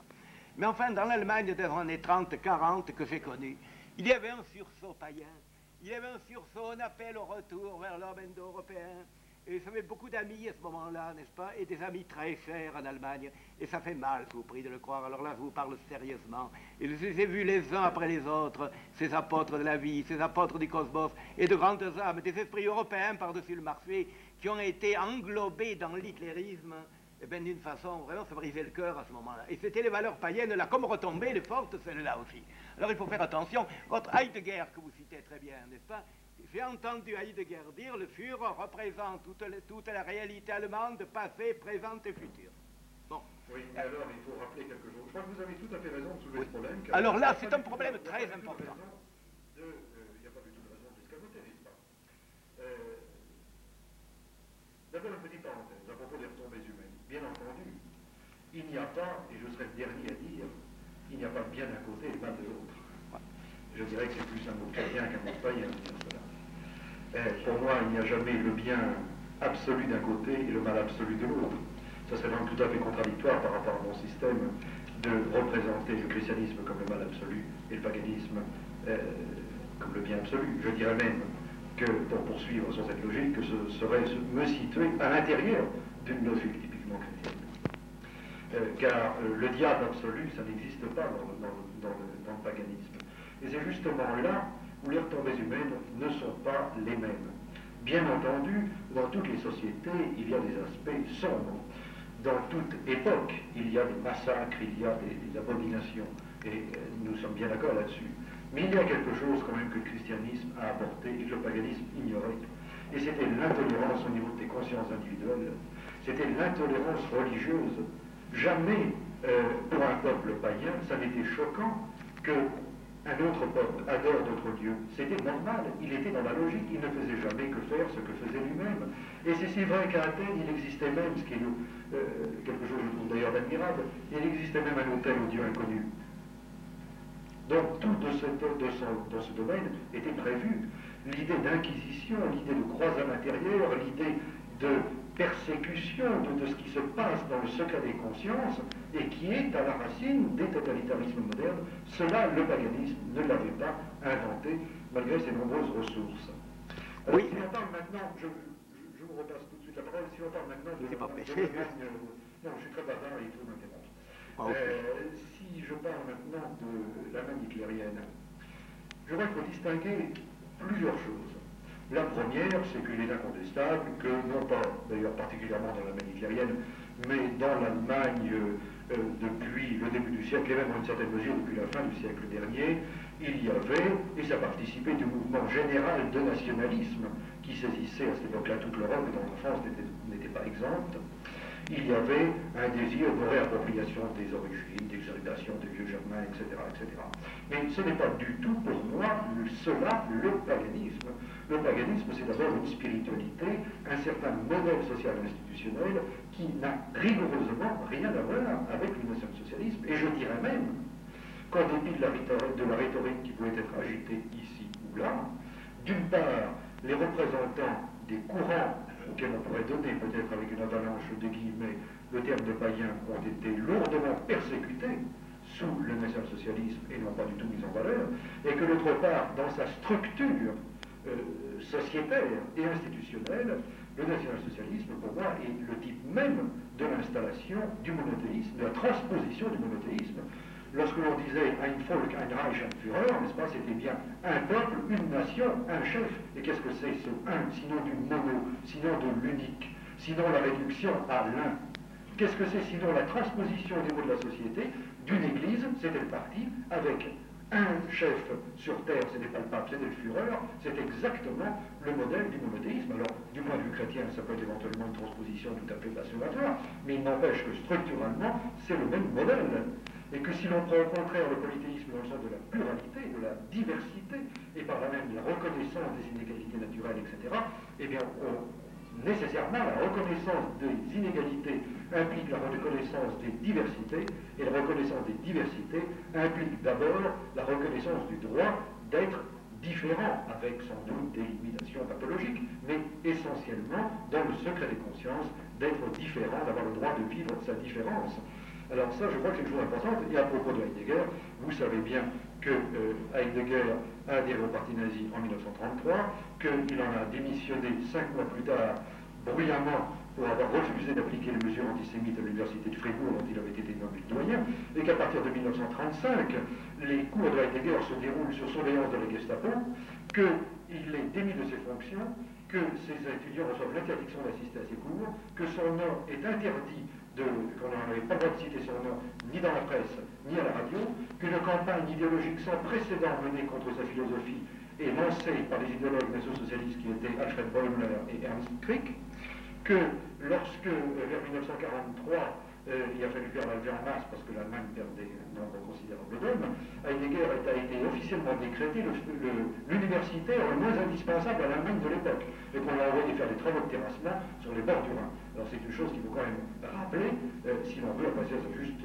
mesure, disons ce que pu penser Heidegger à tel ou tel moment, mais je dirais que l'historien de la philosophie... Je le sais, mais c'était quand même gros de pouvoir affirmer une chose aussi énorme, même une seule fois, ce que personne n'aurait osé dire de Louis XIV ou de Charlemagne, tout de même. C'était ça, c'est croire. Enfin, tout cela, je crois, n'est absolument qu'un détail. Mais j'avoue que le totalitarisme est une mauvaise retombée du christianisme et du monothéisme, c'est très clair. Seulement, cette mauvaise retombée, ce n'est pas la faute du christianisme, c'est encore moins la faute de Dieu. C'est trop évident, hein. Le Führer, l'homme, enfin, qui incarne et tout, et le refus du pluralisme, faire l'un trop vite, ça va, c'est entendu. Seulement, encore une fois... Comment ? Parce que entre la destruction de la culture antique d'une part, l'Inquisition après, les croisades intérieures, l'extermination des Saxons, la croisade contre les Stettinger, les Albigeois, les procès de sorcières, etc. Oui. L'introduite, ça a quand même fait beaucoup de dégâts. Je ne veux pas tomber dans une espèce d'humanisme un petit peu excessif et tiré sur les larmes traditionnelles. Mais enfin, oui, mais ça que l'introduite, excusez-moi, ça a duré quand même pas mal de temps. Alors je sais bien que dans le socialisme, la phase de transition tend à s'éterniser, mais lentement, on ne l'a pas tellement vu apparaître, ou plutôt on le voit apparaître maintenant, où justement l'Église vire à gauche, lorsqu'on fait. Comment on voit apparaître, oui. Je dis que ce refus de l'intolérance, on le voit plutôt apparaître maintenant où l'Église glisse à gauche. Alors ce n'est quand même pas très agréable non plus d'un autre côté. Non, c'est pas agréable non plus de l'autre côté, oui, c'est certain. Alors si le vrai christianisme, il est très bien, mais il n'a jamais marché, il n'a jamais été incarné, c'est comme le vrai socialisme qui est tellement parfait que quand il sera dit, ça ne marche jamais. Oui, mais alors là, tout de même, alors il faudrait dire une chose, je suis tout à fait d'accord, pour ce qui est de il faudrait d'abord examiner chaque cas, le temps, le lieu, le nombre de victimes, les nécessités peut-être, ne l'oublions pas, il ne faut pas oublier aussi que s'il n'y avait pas eu une certaine inquisition en Espagne, et que l'Espagne était le théâtre de guerre de religion comme l'étaient les autres pays, il est très vraisemblable que le Turc aurait mis tout le monde d'accord en avalant l'Europe. On a été tout près. Et on n'aurait pas eu la bataille de l'Épante. Alors chaque cas doit être jugé à part. Mais alors, Vous comprenez, ce sont les obscurités de l'histoire, c'était les mœurs du temps. Je crois qu'il y a eu également des génocides païens dans l'Antiquité. Je ne crois pas que les Romains ont été toujours extrêmement drôles avec les populations conquises non plus. Encore qu'ils avaient une très grande fréquence. Ça n'avait pas le même caractère. Et Carthage, par exemple, avait une culture aussi qui a été déracinée, qui a été détruite. La Gaule... C'est une guerre. C'est une guerre. C'est tout à fait autre chose. Ah, mais après la guerre d'Elenda, hein, ça a été... oui, Bien sûr. Il y avait une guerre. Quand on fait la guerre, c'est pour la gagner. Pour la gagner, il faut faire plier l'adversaire. À une certaine époque, il n'y a pas d'autre moyen de le faire plier que le détruire. C'est le général de la guerre, et j'en mets ça ni au compte du christianisme, ni au compte du paganisme. Lorsque je parlais tout à l'heure d'une intolérance spécifique, c'était quelque chose de bien différent, qui est la guerre contre le droit à la différence dans le secret des consciences. C'est cela que le paganisme est ignoré. C'est là où le point est important, il ne faut pas le faire dévier. Évidemment, seulement voilà. On peut dire une chose, toutes ces choses sont plus ou moins expliquées historiquement, car il en était de même dans le camp opposé à cette époque-là. Je pourrais répondre à des nécessités ou des pseudo-nécessités, mais vous faites tout de même du christianisme un tableau où vous nous montrez que c'est tard, ses faiblesses ou ses caricatures. Il reste tout de même qu'il y a eu tous les mouvements de la charité chrétienne, qui n'était pas la sensiblerie évoquée par Nietzsche. Il y a eu tout de même une civilisation progressive. Il y a eu tout cet ensemble de mœurs, d'habitudes, toute cette création de beauté qui a été inhérente à ce qu'on a appelé la chrétienté. Nous parlons du Moyen-Âge, on pourrait parler de beaucoup d'époques. Il y a un effort missionnaire qui a été héroïque, qui n'a pas été toujours d'une extrême intelligence, et quelquefois un peu violent, je le sais bien. Mais enfin, il est clair que tout de même, il y a un ensemble positif du christianisme, le nombre de génies et tout. Et puis, à la clé, à la base de tout cela, la révélation de la vie éternelle. Mais là, on y croit ou on n'y croit pas. Mais que le christianisme soit comme le socialisme, qu'il n'ait jamais été pleinement incarné, d'accord. Il ne sera jamais pleinement incarné pour que les hommes soient parfaits, que le péché disparaisse, on en est très loin. Mais un paganisme complètement tolérant, eh bien, risque de ne jamais être incarné, car l'intolérance est tout de même au fond de l'homme. Mais enfin, il y a tout de même le côté positif, le côté historique. Maintenant, je crois que le christianisme, en dernière analyse, peut-être, eh bien, ne peut être défendu que de l'intérieur.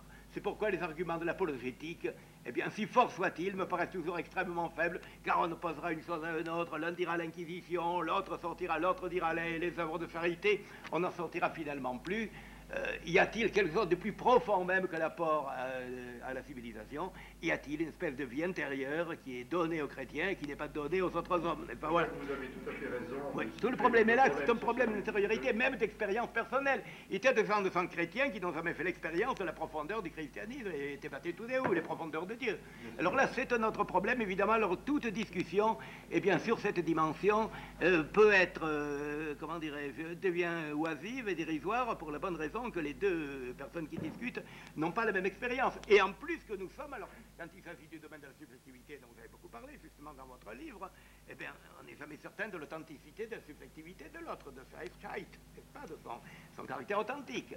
Et dans ce domaine-là, c'est le domaine où la falsification est le plus facile, où on peut croire avoir compris ou on n'a pas compris, croire avoir vécu et n'avoir pas vécu. Et ça, je crois que cela... De mettre l'accent sur l'incommunicable, oui, et c'est bien clair. Oui. On arrive forcément, à un moment de la discussion, c'est normal, à cerner le point où on ne peut pas aller au-delà. Parce que là, il y a la foi, il y a les certitudes intérieures, il y a les émotions, il y a les sentiments, toutes choses que je place très haut, et contre lesquelles, ou face auxquelles, la froide raison, la logique, précisément, ne peut que développer des choses relativement dérisoires. Néanmoins, nous sommes bien obligés de faire comme si, puisque c'est la raison même d'être de notre débat. Mais ce que vous disiez à propos du christianisme, bien sûr, bon là, nous défendons chacun une thèse, nous l'illustrons chacun par nos exemples. J'insiste sur le fait que pour moi, le diable n'existe pas, n'est-ce pas, et le diable n'est pas le chrétien. Cela signifie que je ne représente pas du tout le christianisme uniquement sous les jours de puissance. Il a eu ses grandes œuvres, il a eu ses apports. Je suis le premier à reconnaître la merveille des cathédrales et de bien d'autres choses encore, dont les cathédrales sont un symbole parmi d'autres. Mais là, ce qui me paraît une question importante, connexe, mais importante, c'est précisément de savoir au crédit de qui et de quoi ces réalisations doivent être portées. Et c'est en cela que nous sommes renvoyés à la problématique que je posais au début de cette discussion, c'est-à-dire, est-ce que finalement c'est parce que l'Occident, à un certain moment de son histoire, a été chrétien qu'il a fait cela, ou est-ce qu'il aurait fait cela de toute façon, et il l'a fait dans le christianisme, puisque le christianisme représentait la religion, l'idéologie dominante du moment. Ça, c'est, je crois, une question que l'on ne peut pas ne pas se poser. Alors, reprendre maintenant peut-être un autre aspect, parce qu'on est arrivé non pas dans une impasse, mais... Seulement, je voudrais... Voyez-vous, les fanatismes, je crois, sont extrêmement faciles. Il y a eu les fanatismes chrétiens, bien entendu. Il y a eu les fanatismes et les atrocités, eh bien, des caricatures du christianisme que sont les totalitarismes modernes. Mais croyez-vous que, dans une certaine virulence du paganisme, on ne risque pas d'arriver très facilement à la même intolérance? Vous avez reconnu très gentiment les caractères positifs du christianisme, vous qui n'êtes pas chrétien, même qui êtes anti-chrétien. Il faut le dire, ce n'est pas une honte, c'est votre opinion. Bon. Mais enfin, je me demande pourquoi, je peux le citer parce que tout le monde le lira en le lisant. Vous avez choisi pour mettre en exergue de votre dernier livre un des textes, vous savez, c'est pour Nietzsche une admiration, je ne dirais pas sans réserve, l'admiration sans réserve, c'est la réserve à Dieu, n'est-ce pas, si on peut dire. Bon. Mais enfin, Nietzsche m'a profondément marqué, c'est peut-être l'homme qui m'a le plus marqué de ma vie. Je ne le considère pas comme un métaphysicien, je ne le considère pas comme un philosophe, je le considère comme un homme qui a donné les plus étonnants coups de sonde dans le mystère humain qui soit, comme un psychologue, un démasqueur du premier ordre, comme un grand poète et comme un mystique, n'est-ce pas? Comme un mystique et un adorateur, car Nietzsche adore la beauté du monde. Je n'ai plus le texte allemand, mais enfin, je peux vous le dire, d'ailleurs, il vaut mieux le dire en français ici. Une table de visions éternelles, emblème de la nécessité, ta muette beauté, comment daigne-t-elle venir à moi? Comment ne fuit-elle pas devant mes regards, n'est-ce pas? Enfin, il y a mis le texte adorateur dans Nietzsche. Et l'adoration, où va-t-elle, n'est-ce pas, au-delà des mots? Mais tout de même, quand j'arrive à Ecce Homo, qui est un livre qui me paraît délirant, d'ailleurs il était très près de la folie, folie que je ne lui reprocherai pas, il n'y a pas l'ombre de doute comment on le fait avec une vulgarité sans nom. Mais enfin, les 2 ou 3 derniers livres, le Nietzsche contre Wagner, l'Antéchrist, eh bien, sont des livres délirants. Comment avez-vous pu, eh bien, citer une phrase dans laquelle aucune nuance n'est admise? Celle-ci. Je n'arrive à ma conclusion, et j'énonce maintenant mon verdict. Je condamne le christianisme. J'élève contre l'Église chrétienne l'accusation la plus terrible qu'accusateur ait jamais prononcée. Elle est pour moi la pire des corruptions concevables. Elle a voulu sciemment le comble de la pire corruption possible. La corruption de l'Église chrétienne n'a rien épargné. Elle a fait de toute valeur une non-valeur, de toute vérité un mensonge, de toute sincérité une bassesse d'âme. J'appelle le christianisme l'unique grande malédiction, l'unique grande corruption intime, l'unique grand instinct de vengeance, pour qui aucun moyen n'est assez venimeux, assez secret, assez souterrain, assez mesquin. Je l'appelle l'immortelle flétrissure de l'humanité. Voilà un texte tout de même qui donne à réfléchir, parce qu'immédiatement, quelqu'un qui serait persuadé de ça, il est facile de devenir intolérant quand on voit le mal à peu près absolu sous la forme du christianisme. Là, vraiment, il est diabolisé dans ce texte. De donner cette citation, vous remarquerez d'ailleurs que Nietzsche n'appelle pas des représailles, elle figure en exergue du livre, précisément. Ben, vous la donnez sans nuance. Elle n'est pas dans le texte, elle est en exergue du texte, et tout le livre, précisément, constitue la nuance. Pourquoi est-ce que j'ai choisi cette citation? Vous disiez tout à l'heure que c'est un texte de la fin de la vie de Nietzsche, vous avez tout à fait raison. C'est justement le point d'aboutissement, en quelque sorte, d'une réflexion, d'un itinéraire sur lequel, bon, je ne reviendrai pas. Cette citation vient là, au début de ce livre. Pourquoi? Eh bien, parce que elle nous fait question immédiatement. Elle nous demande, en quelque sorte, pourquoi est-ce qu'un homme, dont on reconnaît quand même les qualités par ailleurs, a pu écrire cela? Pourquoi est-ce qu'il est arrivé à ce verdict? Et le livre essaye, en apportant précisément toutes les nuances qui s'imposent, de répondre à cette question que l'on se pose. Il prend le problème, en quelque sorte, c'est un peu ambitieux, mais vous voyez certainement dans quel contexte je veux dire, il prend le problème là où Nietzsche le laisse. C'est-à-dire, aujourd'hui, comment se pose cette question que Nietzsche avait abordée sur une conclusion aussi brutale, d'une brutalité incontestable. Voilà pourquoi ce livre, ce texte, n'est pas pris comme ma conclusion, mais comme le point de départ d'une réflexion qui, précisément, apporte toutes les nuances. Oui, d'accord, mais seulement le lecteur peut quelquefois se méprendre et considérer ce qui est à exergue dans le livre comme ce qui serait en quelque sorte le pavillon du livre, le drapeau, n'est-ce pas? Il y a une question tout à l'heure qui m'a été posée, qui était de dire, je crois, quelle était la critique, quel est le critique qui a le mieux compris votre livre, comment peut-on être païen? Je crois que c'est une question qui a été posée, je n'osais que je suis un petit peu embarrassé pour répondre, non pas qu'il n'y ait pas eu bon nombre de critiques, mais parce que le trait général de la critique dans le pays et l'époque où nous vivons me paraît généralement de ne pas comprendre ce dont il parle. Que ce soit pour en dire du bien ou pour en dire du mal. C'est un problème qui nous entraînerait dans des considérations très complexes sur la situation de l'édition aujourd'hui, de ce que Jean Vernalier appelle la sous-culture journalistique, je dis d'autant mieux que je suis journaliste, et bien d'autres choses encore. Je dirais que celui qui l'a peut-être le mieux compris, parce qu'il a eu la réaction la plus aiguë et qu'il représente un peu l'antithèse de ma propre position, ce pourrait être quelqu'un comme Bernard-Henri Lévy. Car Bernard-Henri Lévy fait en direction de l'Ancien Testament, lui, une démarche qui n'est pas sans analogie, bien qu'avec un peu de retard, sur celle que j'ai fait moi-même en direction du paganisme. Car, que dit Lévy? Lévy dit, dans la crise de société, etc., le milieu commun où nous vivons, il faut faire retour à la Bible. Or, moi, Lévy, je ne crois pas en Dieu. Mais la Bible, c'est autre chose que l'histoire d'un certain Dieu, c'est un certain nombre de valeurs, c'est un certain nombre de motifs, thématiques, symboliques, d'attitudes mentales, etc., qui, elles, conservent leur validité aujourd'hui. Or, en fait, dans mon livre, je ne fais pas autre chose que faire la même chose, sauf que c'est l'inverse. C'est-à-dire d'effectuer non pas ce retour aux sources, mais ce recours aux sources qui sont susceptibles de nous parler encore aujourd'hui en tant que thématique, valeur, etc., etc. Ceci pour rapport à une autre question. Mais un autre point dont j'aimerais parler avec Gustave Thibon, car ça me paraît être là aussi on reviendra d'ailleurs, ça nous amènera à redéboucher à nouveau sur la révélation, mais une grande différence entre ce qu'on pourrait appeler la mentalité de l'Antiquité et celle du christianisme de ses origines ou de la Bible. Entre Athènes et Jérusalem, on prend une formule utilisée par Lévy, avant lui, par Heine et par bien d'autres. C'est la conception de l'histoire. Dans le paganisme, la conception de l'histoire est une conception qui est soit cyclique, soit, je prends un anachronisme en disant sphérique, car je prends l'image de sphère précisément chez Nietzsche dans le passage que vous connaissez bien. C'est-à-dire une représentation de l'histoire où il n'y a ni début ni fin, et où il n'y a en tout cas pas de finalité obligatoire. Or, le christianisme, lui, introduit d'emblée l'idée d'un sens de l'histoire, non pas d'un sens dans les événements qui vont se passer demain, mais d'un sens global, c'est-à-dire qu'il y a un début absolu de l'histoire, il y a la création, il y a l'incarnation de Dieu fait homme dans la personne de Jésus, venu pour rédimer l'ensemble de l'humanité, qui crée une césure totale dans l'histoire de l'humanité et qui met en route un processus qui trouvera son accomplissement à la fin des temps. Et entre les deux, il y a évidemment l'épisode du péché originel, vécu d'ailleurs et analysé théologiquement dans le judaïsme et dans le christianisme de façon tout à fait différente.